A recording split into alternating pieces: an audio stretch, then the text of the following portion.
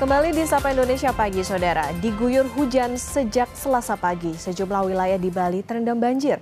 Di Kuta, wisatawan harus dievakuasi dengan perahu karet dan sejumlah fasilitas umum ditutup.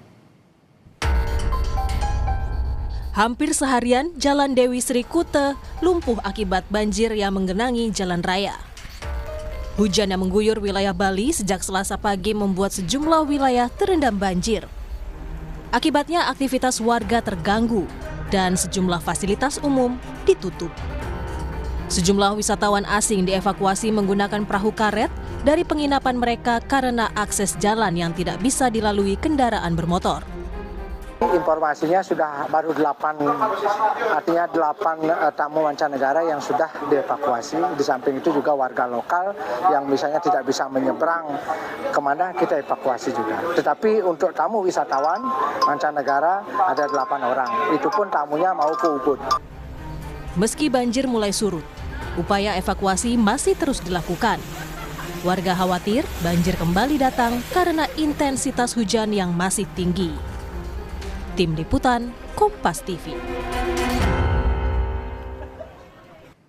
Hujan dengan intensitas tinggi terjadi di Bali beberapa hari terakhir. Akibatnya, banjir terjadi di sejumlah wilayah. Apa yang harus diwaspadai masyarakat terkait cuaca ekstrim ini? Berikut liputan jurnalis Kompas TV, Sinta Pramadewi dan juru kamera Kadek Santosa dari Badung, Bali.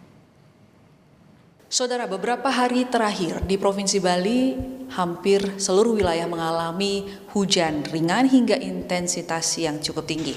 Lalu apa yang menyebabkan hujan begitu deras terjadi dan bagaimana prediksi daripada cuaca di Bali dalam beberapa hari ke depan? Saat ini saya sudah bersama Putu Agus Tedi sebagai prakirawan cuaca BMKG wilayah 3 Denpasar. Nah, kondisi cuaca seperti saat ini, hujan dengan intensitas rendah hingga lebat seperti itu terjadi di Bali ini dalam beberapa hari ke depan masih akan terjadi?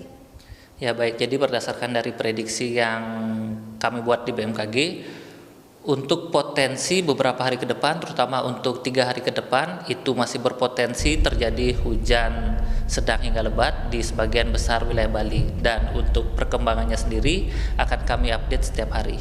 Adakah wilayah yang menjadi zona-zona yang perlu diwaspadai terkait dengan cuaca saat ini di Bali?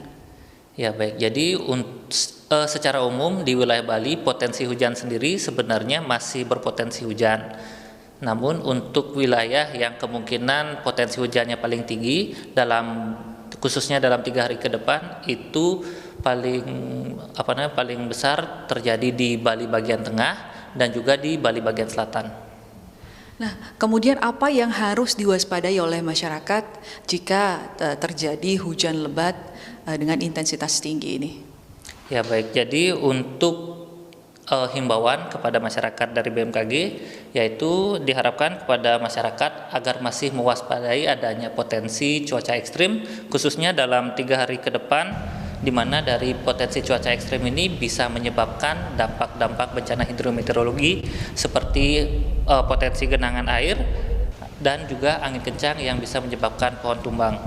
Dan perlu kami ingatkan juga kepada masyarakat terkait dengan gelombang laut. Saat ini juga di perairan sekitar Bali sendiri masih berpotensi ketinggian gelombang mencapai 2 meter atau lebih, terutama di perairan selatan, di mana juga di sekitar perairan masih berpotensi terjadi angin kencang.